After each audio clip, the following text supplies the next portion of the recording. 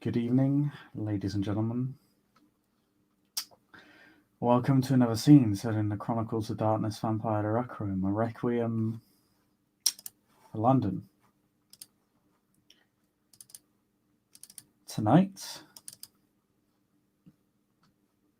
we set the scene with Nikolai of Clan Maquette, child of the soon-to-be no longer Seneschal.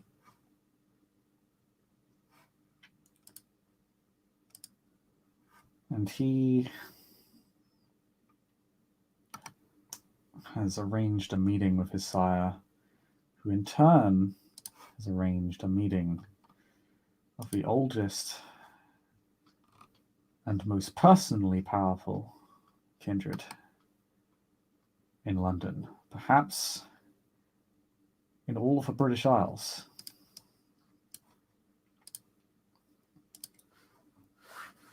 Valerius.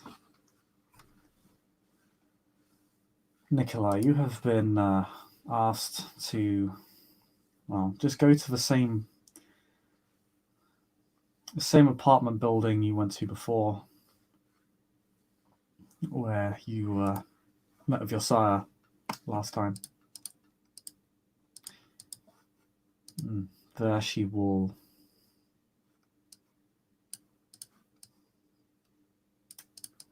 clear the air with you before you meet with the one that you wish to see. All right. I will head to that apartment building. Of course, I will take a roundabout route, doubling back in certain locations. Occasionally, just going invisible, or ducking into the shadows, just to avoid any detection I can.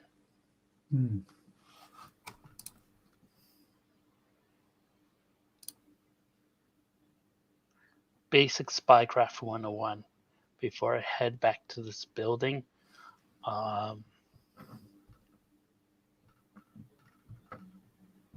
Part of it, of course, will be I will check to make sure, or I will head towards the building from a securitist route, looking out to check if the building's actually being watched at this point. No, not right now. It's not that you can see. Before ducking in and heading up to the apartment.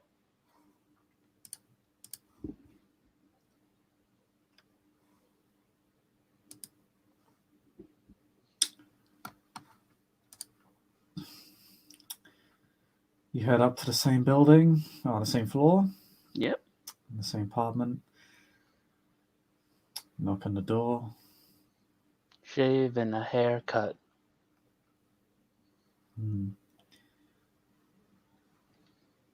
And after the old song and dance, your sire opens the door for you. Gives her a slight bow as gives her a slight bow and goes, "My lady." She is dressed up this time. Very formal. Very, very seneschal indeed.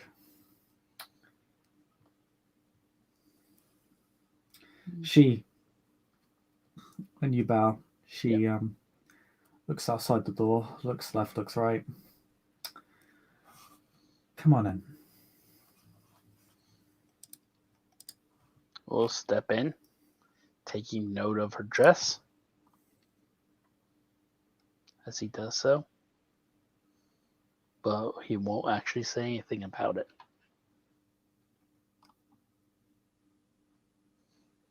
Simply acknowledging that she's dressed so.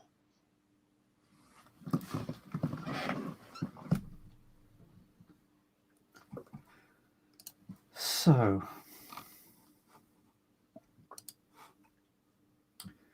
I hope you are prepared.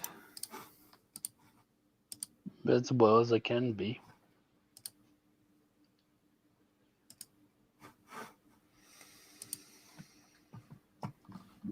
Scratch that. Whatever preparations you may have made, I doubt they will be enough. Duh. Figured as much. You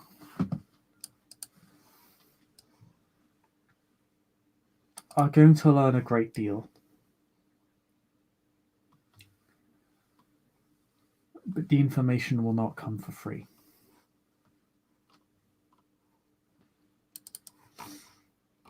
It never really does, I suppose, but this is not something you are going to be walking out of as if it were just another evening in your life.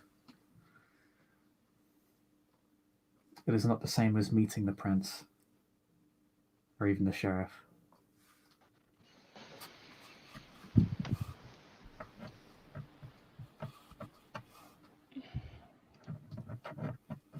If you wish, if you are going to meet with Lord Valerius by seeking an audience with him, he will reap a toll from that.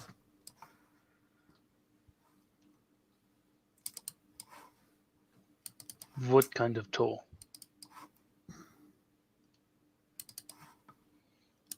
Service.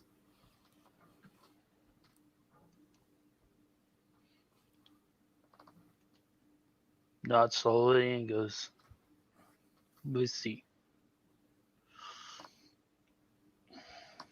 William, it is foolish of me to say, but and I know that I cannot fathom what that service may be. But if it is to help the city that I'm ruling,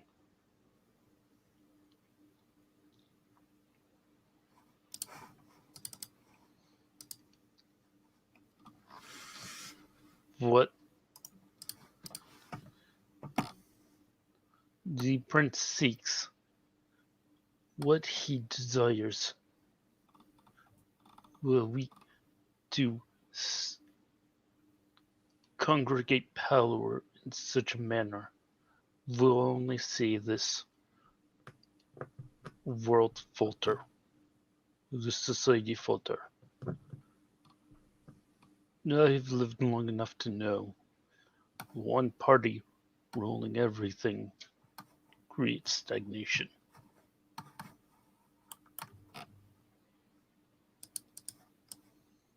We may have a petty differences, but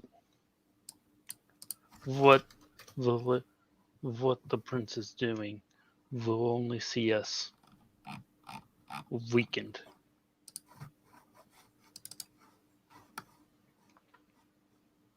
Duh.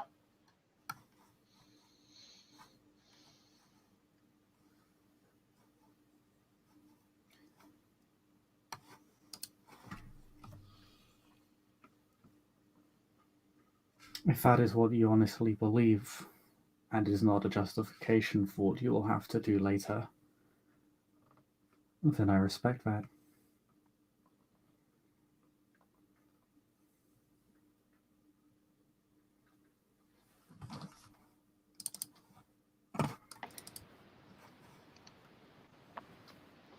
Shakes his head sadly and goes, it is. I've seen the fall of my motherland due to one party holding all the power. The dissidence was squashed. It may not be the same ideals, but the prince is doing the same. He is not allowing others to speak their voice. He is keeping the power to his one party, and should even those in his party speak up against him, they get invited to a club, apparently, with a lot of bombs and murder. I just hope whatever this plan of the plan the Valerius has is quiet. Duh. We do not need another war.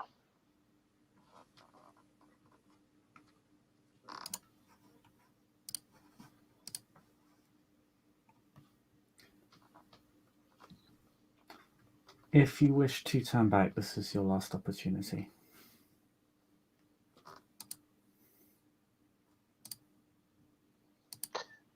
Chews on his lip for a moment. He's obviously debating that as his eyes flick to the door. If a vampire could sweat, he would be sweating now. Because obviously, whatever this is, it's going to get him over hip deep in trouble to the point where he's probably going to not come out of this alive before he gulps and makes a visible effort to gulp and then goes, I'm ready.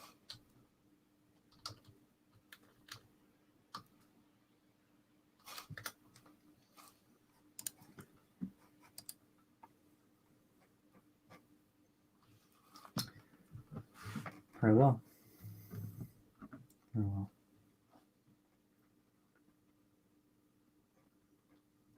Oh, I'm so going to regret this afterwards. You're gonna do some bad things.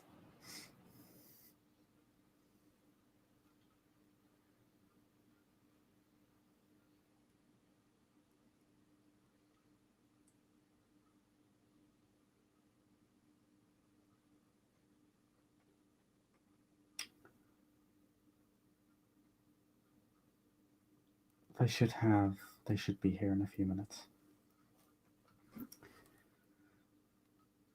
And when those few minutes pass, it doesn't take very long. Isaiah just looks at her watch as she waits. You begin to head down the lift outside of the building, and when you do, there is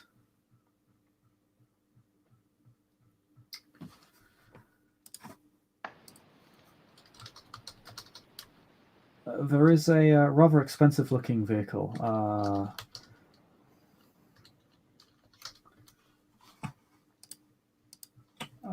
Rolls Royce, actually.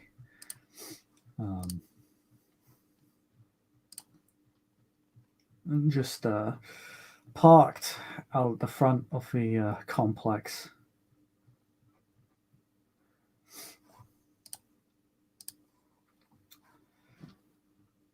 The deep, shiny shade of blue.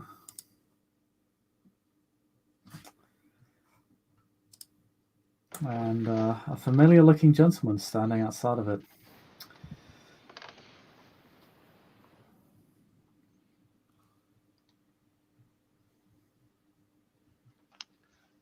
Ah, the lovely masked fellow. Mm-hmm. I will give a brief nod to him.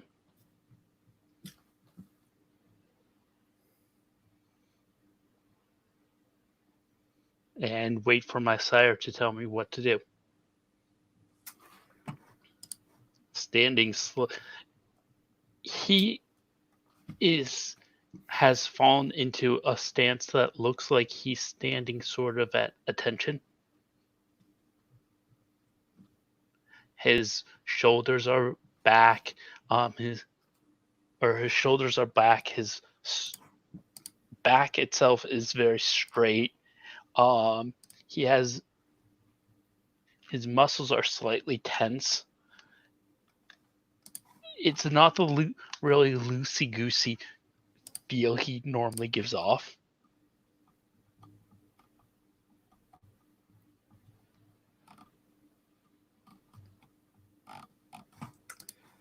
The man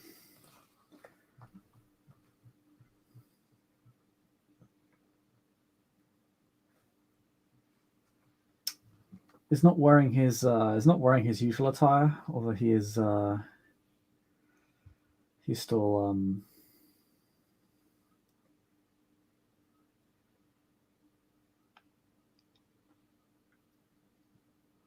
No, he's not masked. Actually, it wouldn't make sense for him to be masked here. He's not masked. He doesn't have his hat on. He's actually dressed almost as formally as your seneschal. You can see his full face.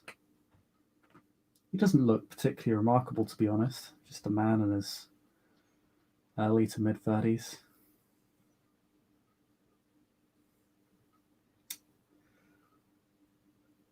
A dirty 5 o'clock shadow.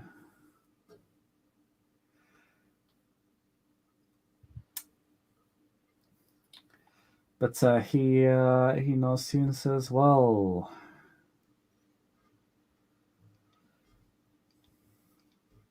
look who's heading into the spider's parlor." Can't say I didn't expect this.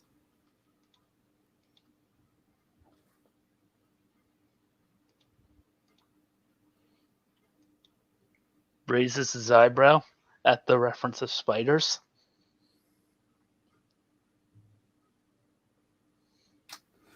Do I really give off that much of a vibe?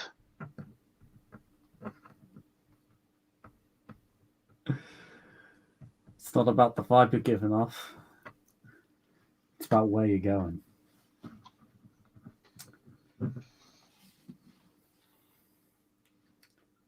I can relate. Hope you're ready, kid. Gives a small laugh and goes, "Comrade, is anyone really ready for anything?" Right answer. You might see it through the night. All right.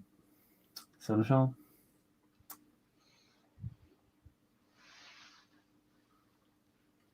Archon?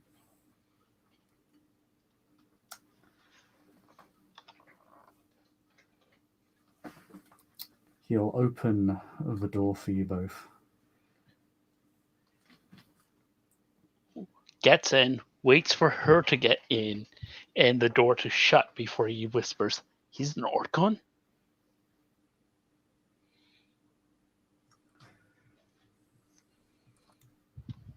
Supposedly one of the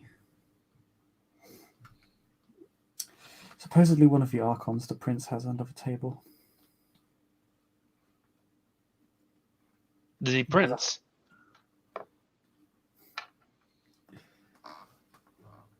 The prince is unaware of our good fellow's affiliation.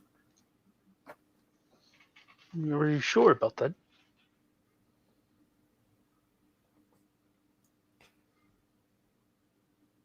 For now.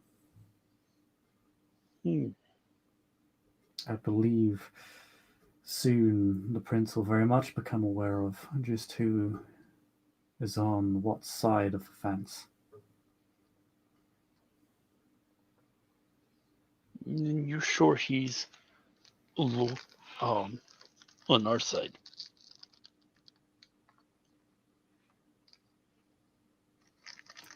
If he hasn't done enough to earn our trust, he's certainly done enough damage to earn the prince's ire, if he were to ever be discovered. Nods slowly and goes, "I see.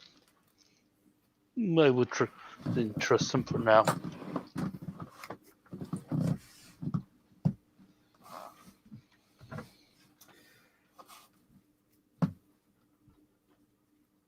The Archon will get into the car.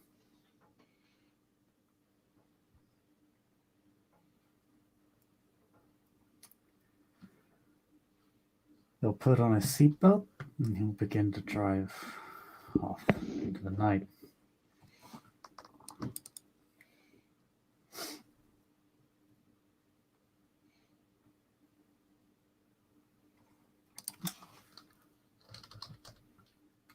The windows of the vehicle have a dark tint.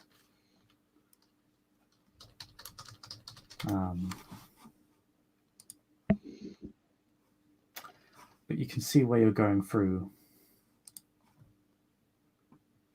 the front window. And you appear to be... Oh. Am I going back to the shard? No. All right. No, you are heading north.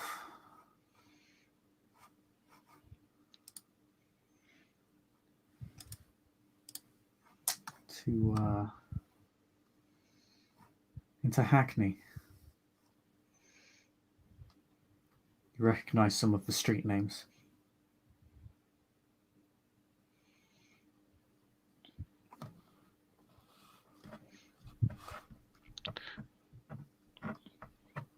Takes note of where we're heading, but doesn't really say anything. But as he looks down at his own clothing, he's wearing just very dark, not fanciful, but not like hobo chic type clothes, very just plain street clothes, as he clearly is starting to feel, then looks at the other two as he starts to realize just how underdressed he is.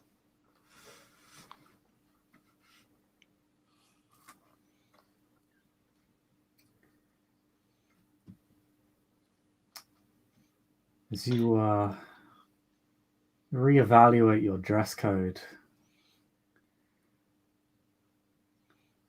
your sire Damaris remains very silent throughout the whole journey. She does not utter a word.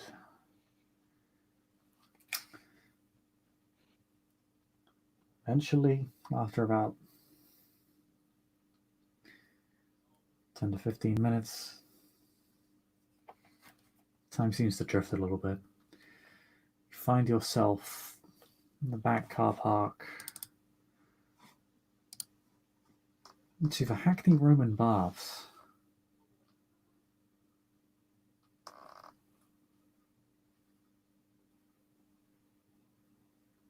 Sort of a spa with a very particular historical theme attached to it. The one that is actually quite genuine. The baths have several artifacts from Roman antiquity, just to add to the authenticity of the business.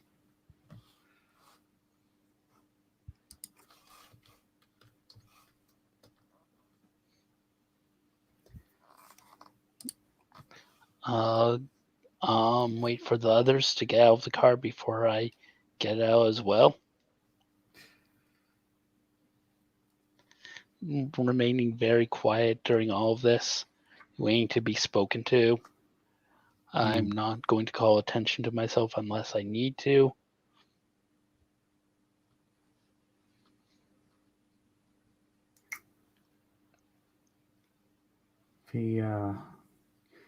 The Archon gets out of the vehicle, unlocks the doors, and then opens them up for yourselves.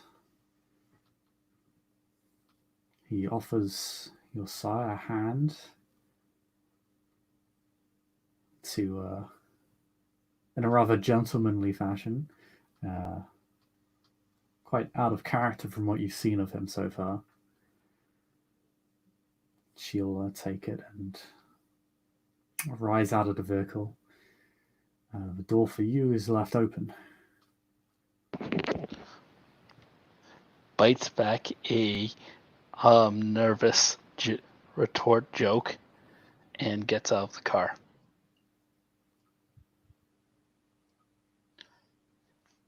Or, I should say, swiftly glides out of the car.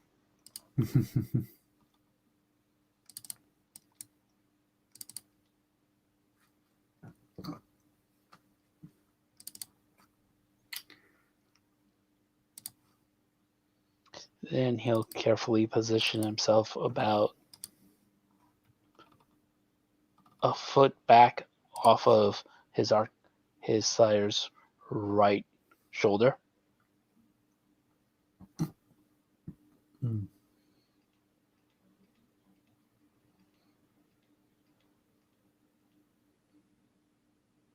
Okay. You notice that the Archon is keeping a curious eye on you.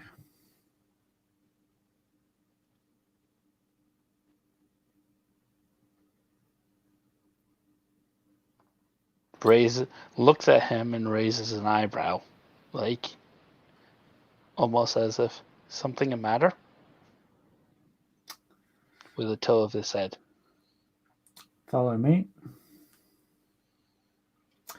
He seems to register your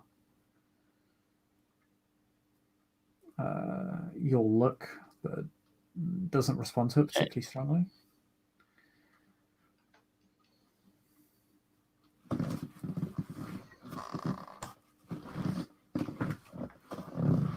I will follow then.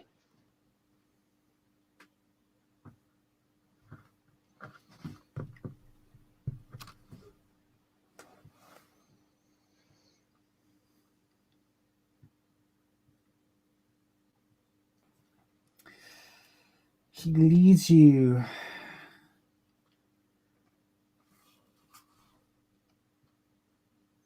into the through the back entrance.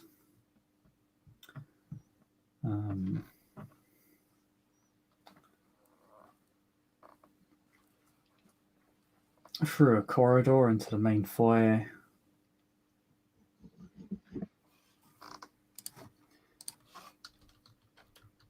From there,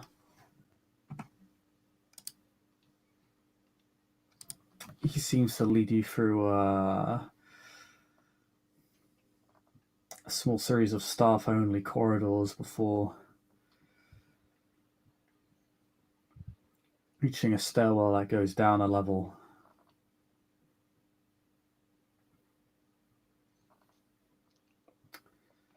I will take note of each turn we take, each corridor we take, silently counting the paces in my head as we move along.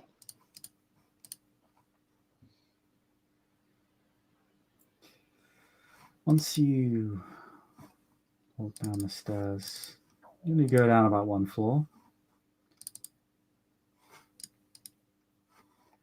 You emerge into a space that looks curiously similar to the London Mithraeum.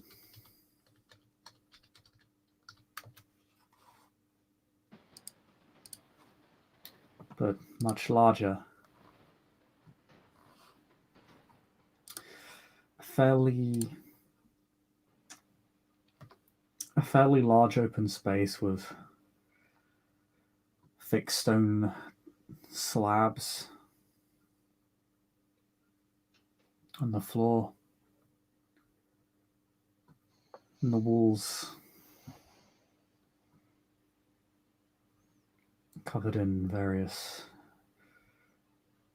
what appear to be Greco-Roman mosaics and murals.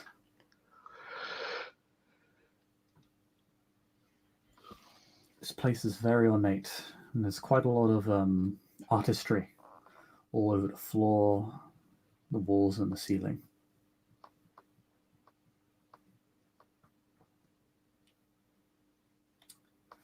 And at the end, your beast senses it before you see him. You see Valerius, accompanied by a very pale woman you have not seen before.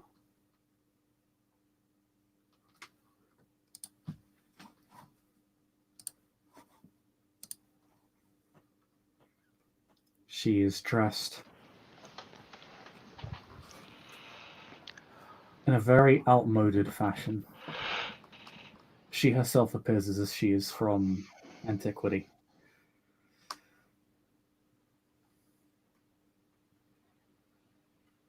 She's quite short. She stands about a head shorter than Valerius, who is sitting on a throne made of carved from stone, uplifted on a pedestal.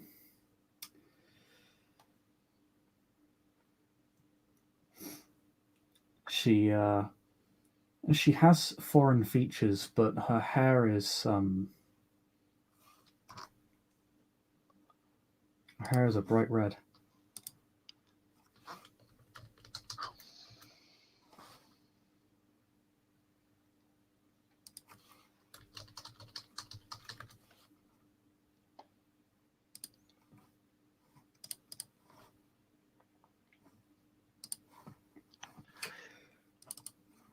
We'll wait to be acknowledged before approaching them.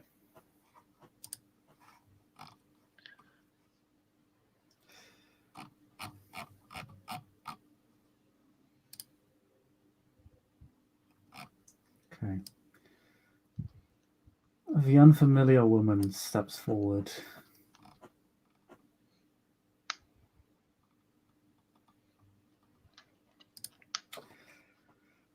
And she simply says, as if to make an announcement of sorts before all gathered, "Bow before your god, Lord Valerius."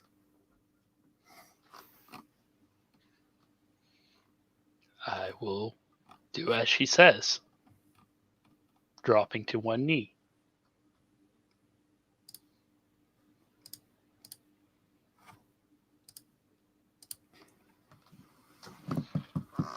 I mean, I was waiting to approach him before I did that, but I can do it from here either way. Well, she gestures everybody to approach this. Yeah. But you'll bow. Everybody drops to a knee immediately. You feel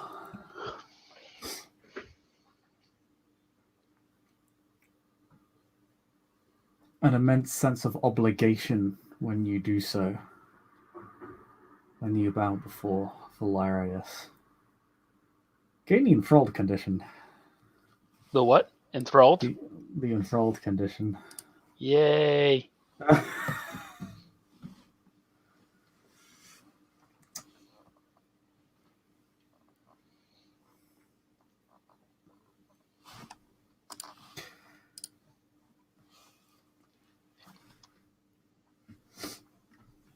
She looks at you in particular, Nikolai.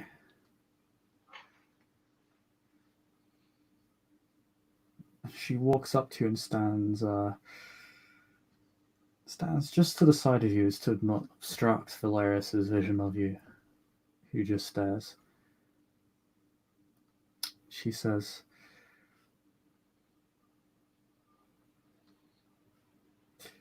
"For what reason do you dare request an audience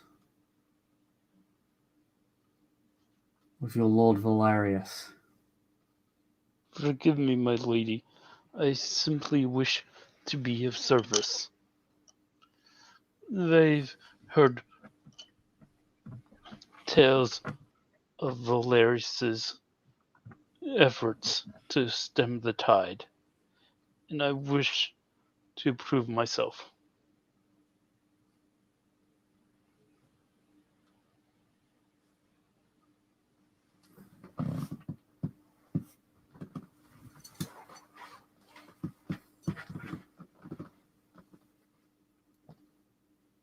It is not often one is granted the honor of witnessing their god in person.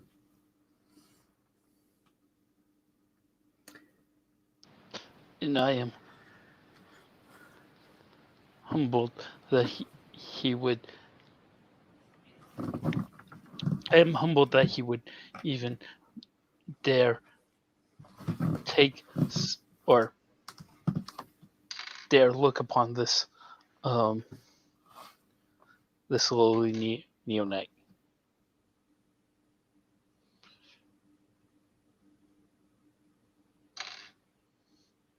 Though I must ask, Must ask, my lady. Why was my request granted? I am no one of particular worth or note. It is true that I have a sire of influence, but that is just a political position. Even she boss, we both can even, or that is, yeah, I'm just going to end it with, that is just a political position.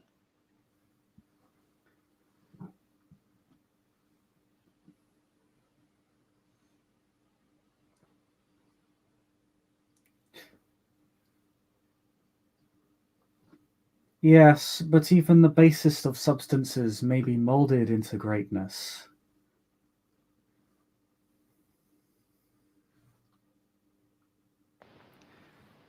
And your progenitor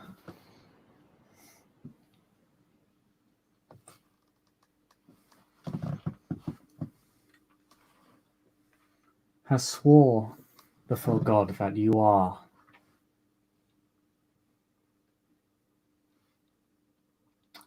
that which may be great.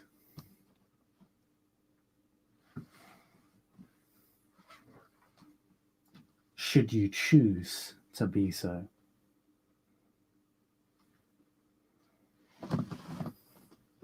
Anything to help the city.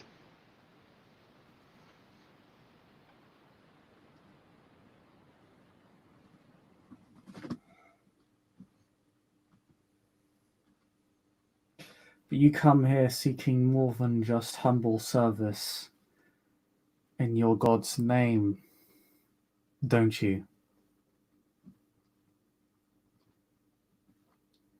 But I wish to learn.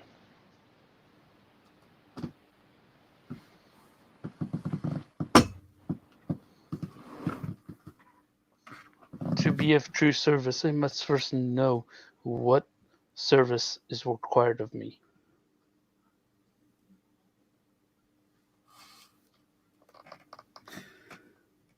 She blinks once.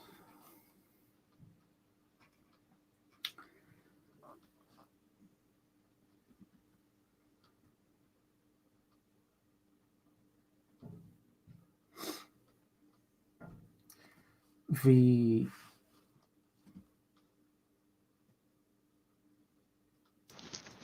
throne shifts slightly. You can hear that Valerius has unseated himself. Takes a step forward. The unfamiliar woman takes a few steps back and immediately bows to him, but unlike the rest of you, seems to be permitted to right herself in his presence.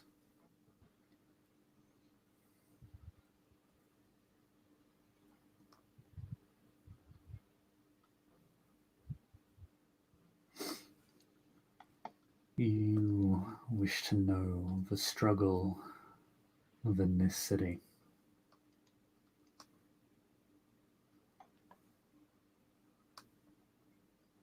Nods.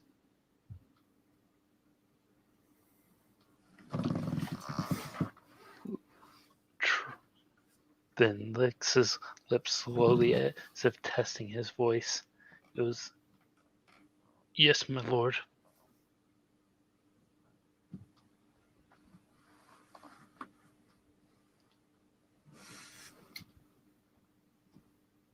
Of the secrets and mysteries your prince has kept from you, and your Kogan.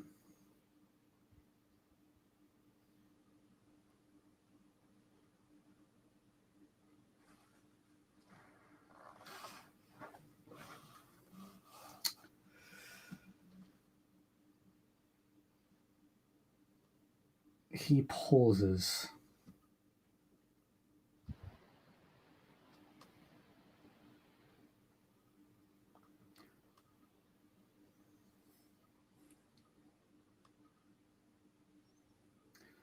All those who serve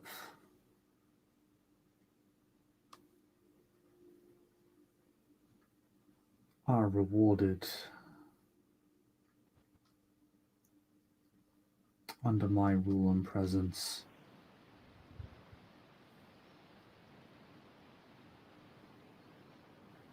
You have performed the sacrifice on my behalf. I would deign to gift you a charity in kind. Ask of me your questions.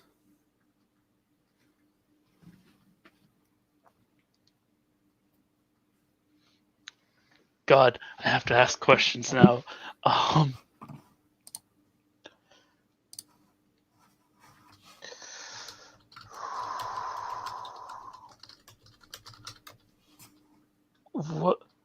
What is your plan for the city?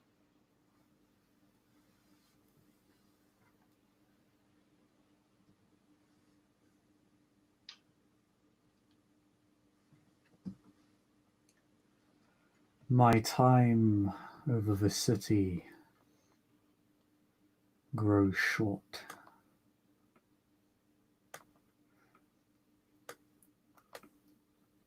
Since the beginnings of Londinium, I have existed here. I have ruled here.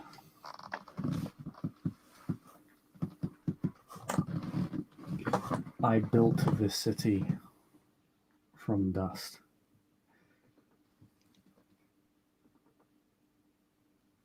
And time and again, I have seen successors and usurpers fail it and fail me.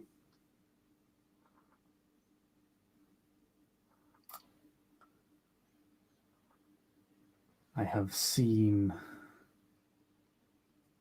this domain, this empire, lapse time and again into war, to violence, into chaos, into lawlessness.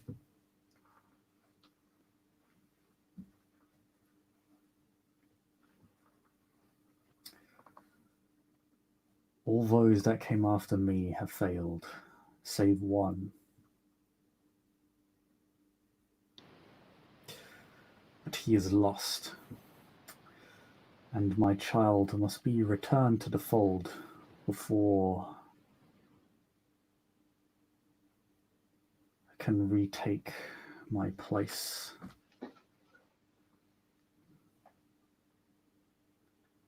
Among the pantheon above and below.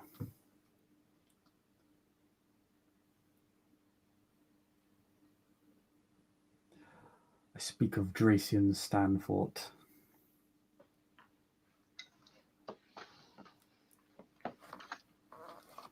Do I know that name? Yeah, he's the leader of the Carthian movement. Oh. Apparently he is the child of Valerius. Blinks at that and goes,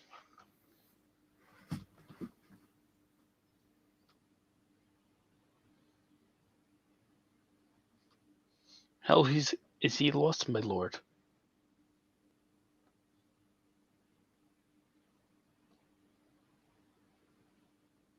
His age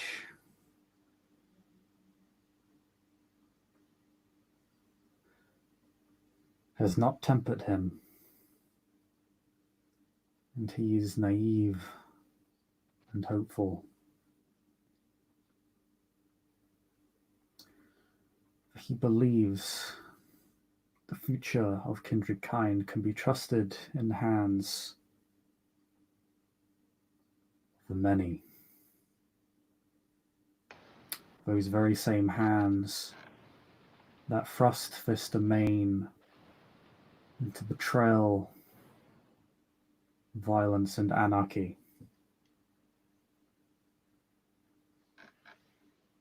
That time throughout time have brought this city to its knees and murdered each other in in their quest for a power, for a position that they would not even know what to do with if they possessed it.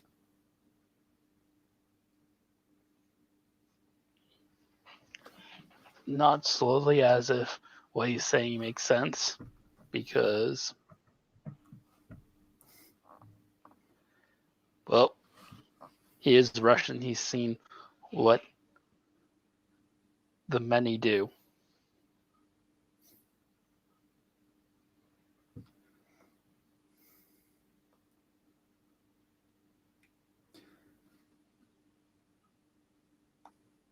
He is the youngest but the greatest among my progeny. But as the youngest, he is also the most naive.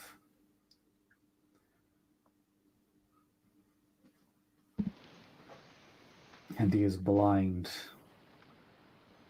to the horrors and depredation of those he claims to serve. He must come to understand this.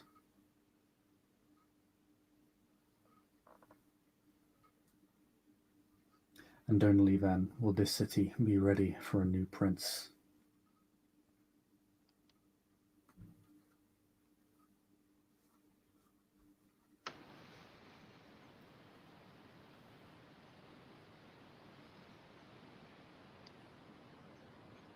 Blinks at what he's telling him.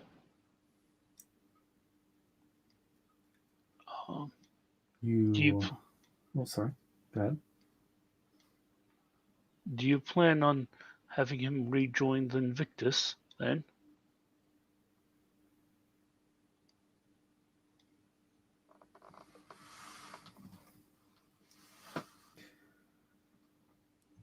We are the unconquered.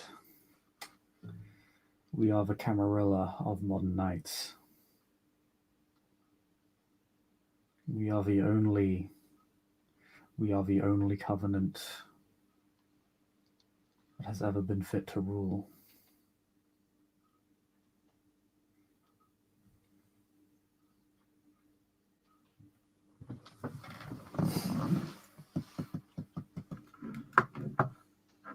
I see.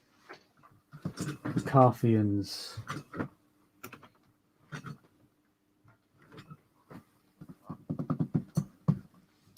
they resemble us in our younger years, experimenting, searching for an answer to a question the eldest have already discovered.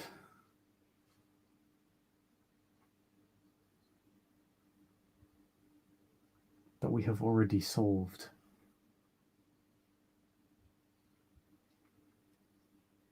I bear the Carthians no ill will.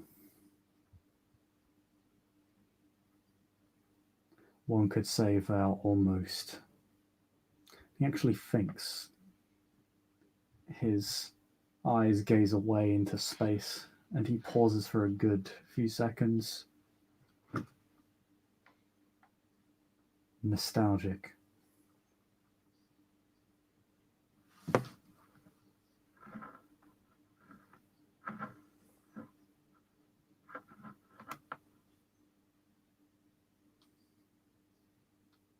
But they do not understand they're merely repeating the mistakes of yesteryear.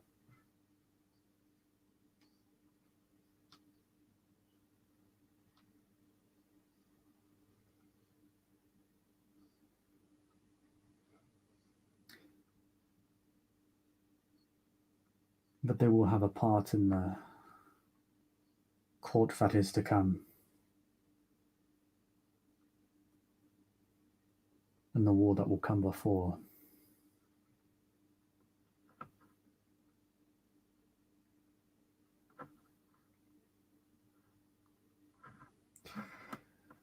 You had already been ordained for a purpose in this conflict, but it appears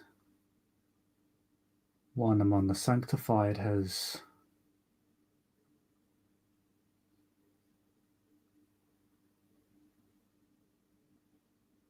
taken a step forward where you yourself would have planted your feet.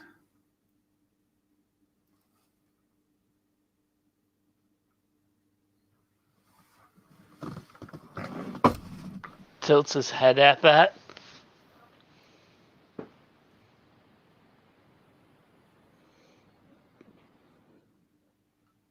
Was this did this have to do with the location of the shard you left in my head, my lord? Yes.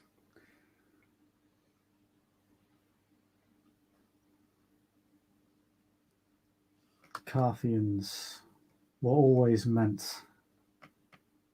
destined to discover the location of the shard.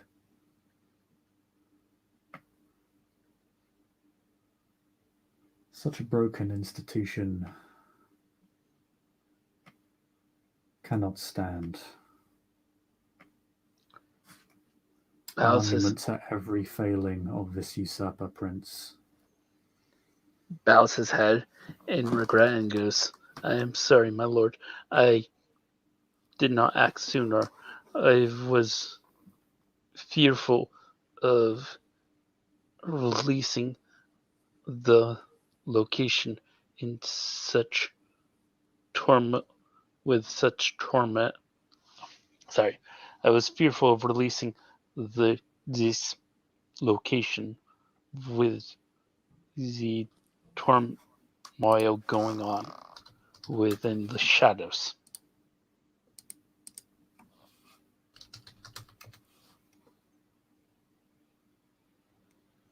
There are birds, after all, within the city.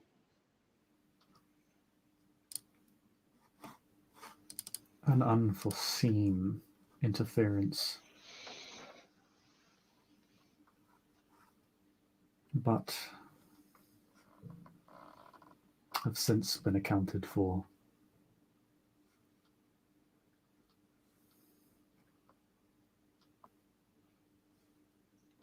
Destructive though they may be,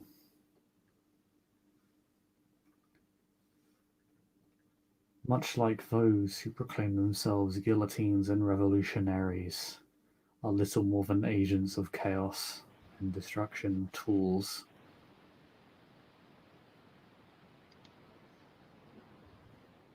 Nods at this.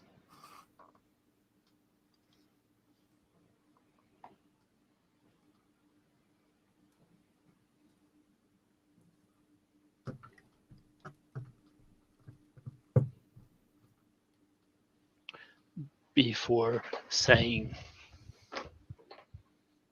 still, I've held off on that part and have failed you for that. What would you have me do in its place?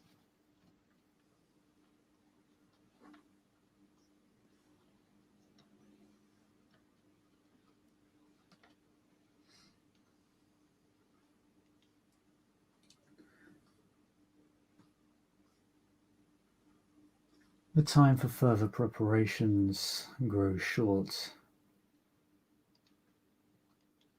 The Carthians have begun to stir. But there are still things that must be done.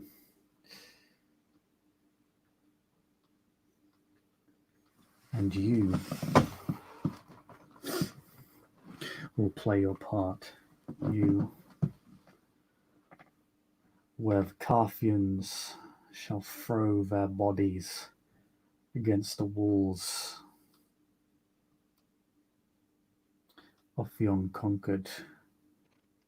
You, instead, will dismantle them brick by brick.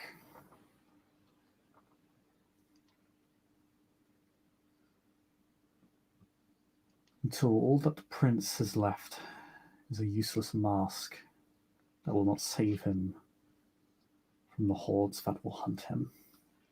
You will open the gates for the Carthians to sack Rome again.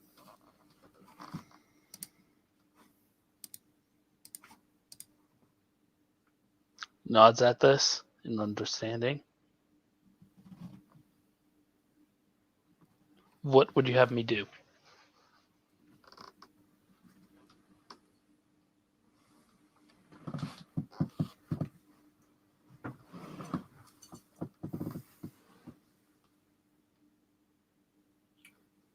Gauntlet. She is a neonate, but influential. She wields substantial power and forms the basis of much of the prince's muscle outside of his kindred servants.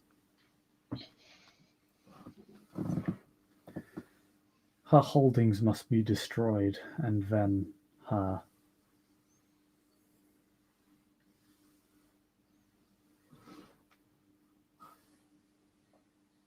But an example must be made. She must lose everything before she falls, and then the Carthians may take her and do with her as they will.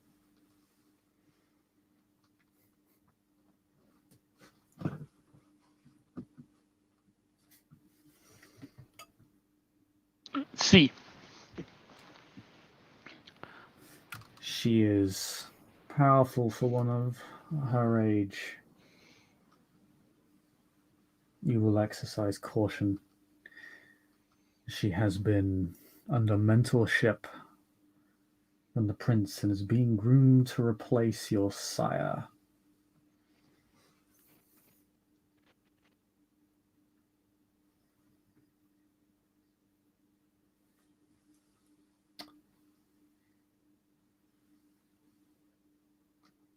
Had you not have warned her, it would have been Gauntlet and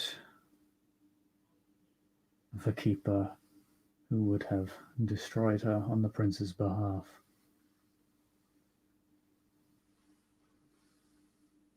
Nods in understanding before he goes. I will try my best. I need. You will not try, you will succeed.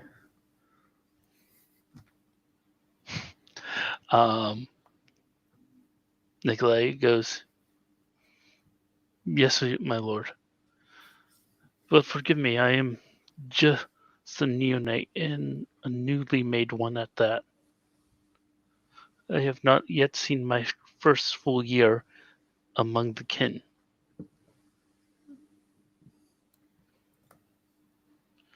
I will do everything in my power, but I am not good with. I am a creature that scurries in the darkness, runs around and snips up secrets. I have no experience in destruction. I can steal. I can plant things. But to go into full-out combat, I would be lucking at the best of times." Then you will make your shadows and your banditry your weapons. "Yes, my lord."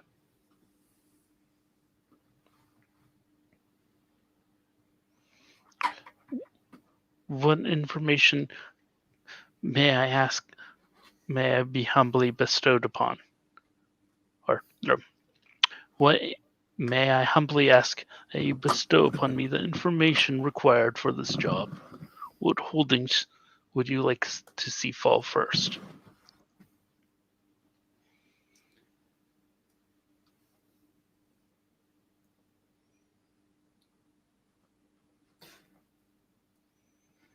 He gestures for perhaps the first time in this entire encounter to your sire, who almost seems to instinctively know how to respond. It is reflexive in its alacrity.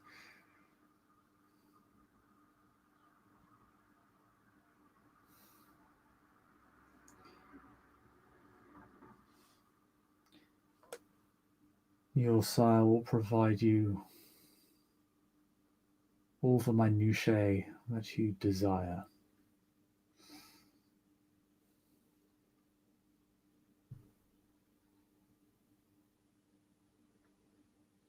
Thank you, my lord. I hope that I may prove myself to you in this task.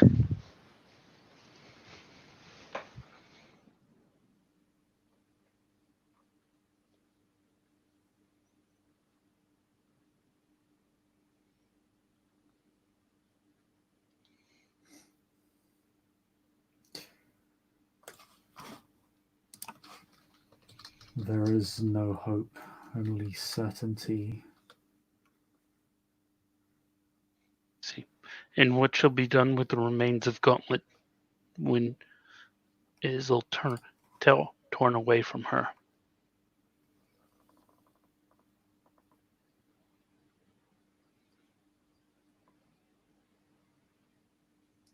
The remains shall be divided among those of House Valerius and the primogen of House Eliza. Nods at that.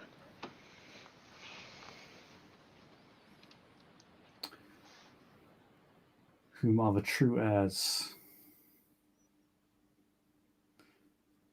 to the guardianship of London, as was decreed 5 centuries ago.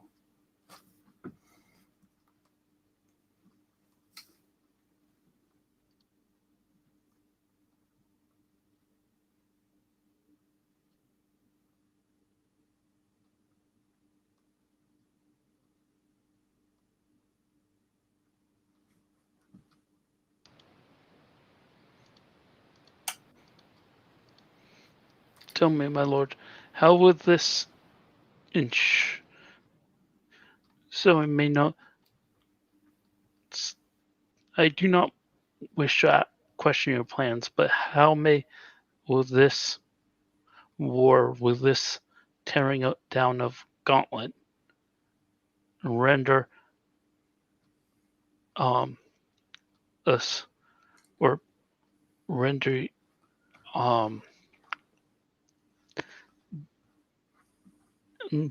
render Stanforth closer to rejoining the Invictus?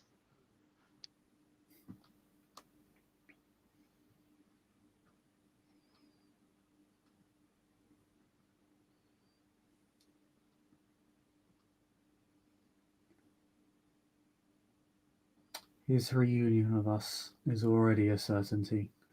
All we need do is let him witness the lengths the Carthians all go to for their so-called ideals. I see.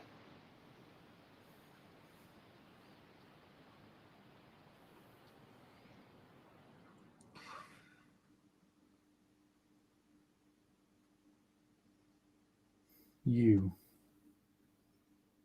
are to focus only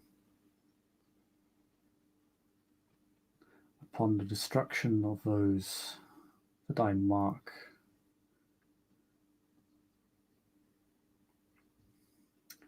for your hand. Nods in understanding. Your will be done.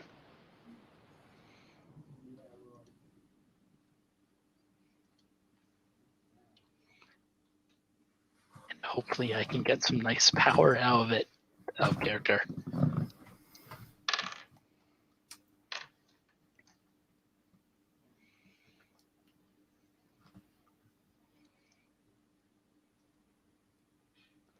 He looks over to the unfamiliar woman,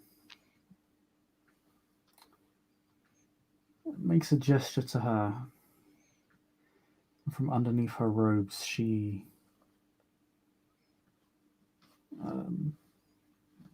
brings forth a what appears to be some sort of Roman bowl.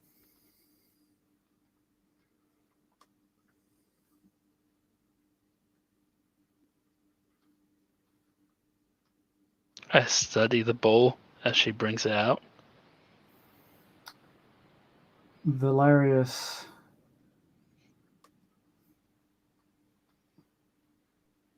takes his right hand and runs his fingers along his wrist as he begins to bleed into the bowl. It quickly fills up. The scent of vitae is almost irresistible.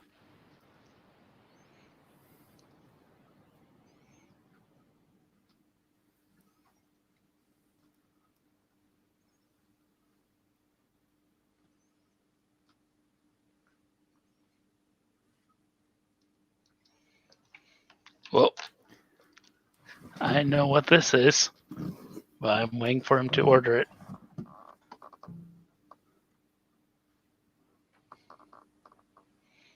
I'll just watch the blood spill and wait.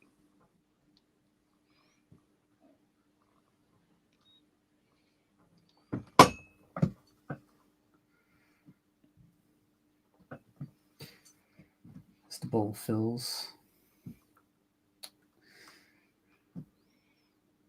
the scent of the blood grows stronger until it eventually finally stops and the wound seals immediately.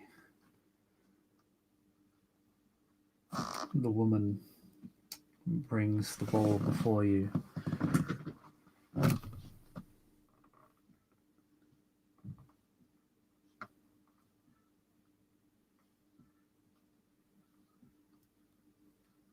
I just watch the bowl. My eyes cannot seem to tear away from the blood.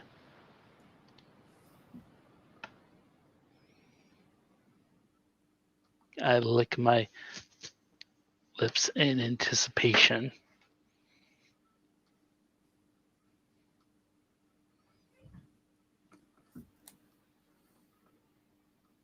Now, join us.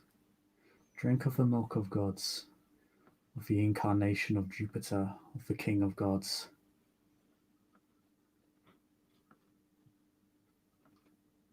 Join us in bondage and become one of us in being the kings and queens of kings and queens. Well, I'm enthralled. I have no choice. I'll drink. Okay.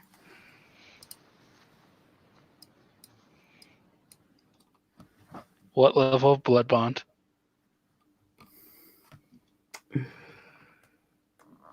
It's going to be a 3-level blood bond. As you are going to be made to drink the entire bowl. Oops. Someone has the void.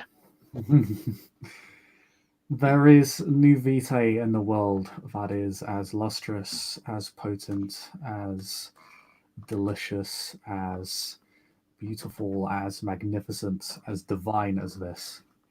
There is no comparison, there is no compare, no experimentation, no bastardization that the Jakul could ever make could even compare to this.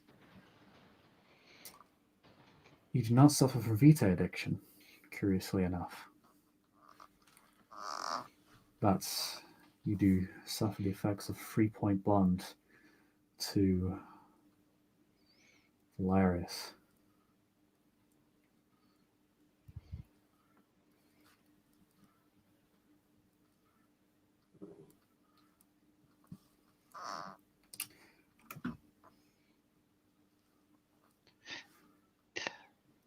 Nikolai, out of character, came in kind of expecting that.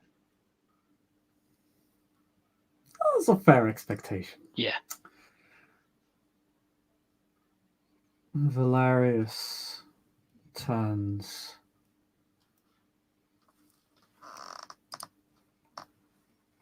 back towards his throne and sits upon it.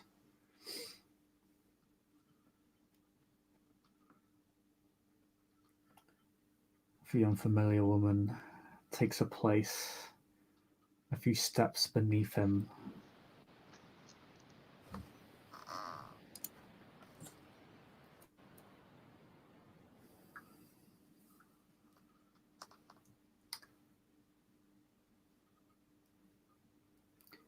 You have proven yourself loyal.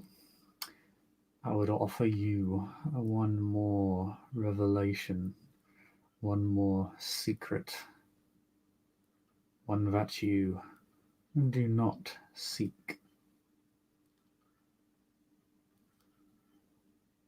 Perhaps more powerful than any you have yet to divine in this unlife.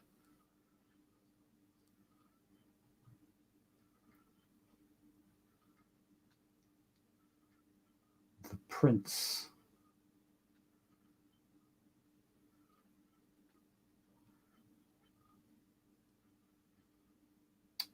and the sheriff are one and the same.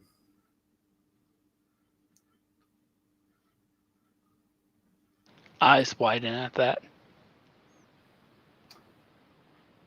The elder Blacktomb, who founded his house over a century ago in order to usurp this city for himself.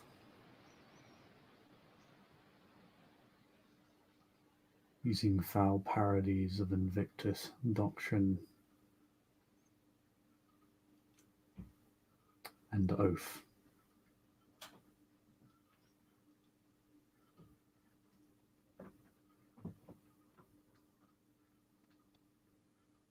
So know that whenever you stand in the presence of the prince, you stand in the presence of an elder, a usurper who has fought himself by equal for centuries.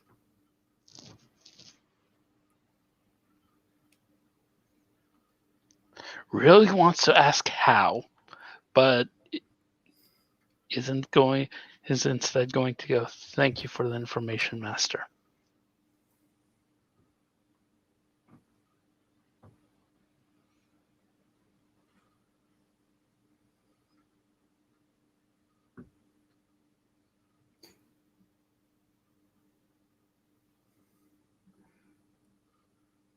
I have given all that I deign to give.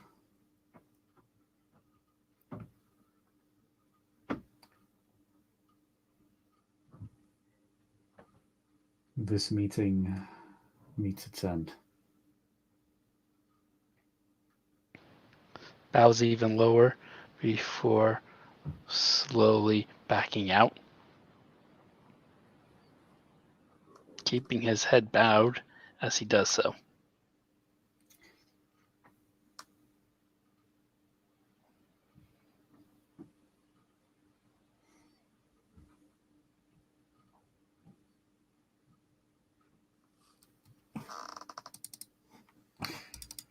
As you bow even more deeply, the unfamiliar woman, as if to announce the end of the meeting,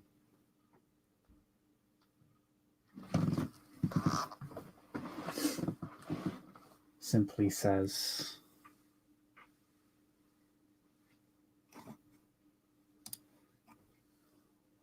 "All hail our Lord and God Valerius.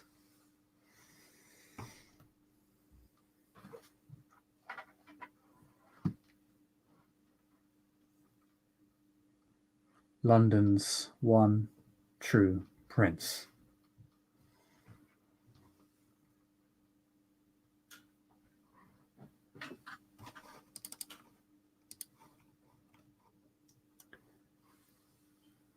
And as you back out, I think as you leave this hidden temple to a very, very real God, I think that is where we will end our scene. Thank you, player, for playing. Thank you, watchers, for watching. And we will see you all next time in another scene of Requiem for London.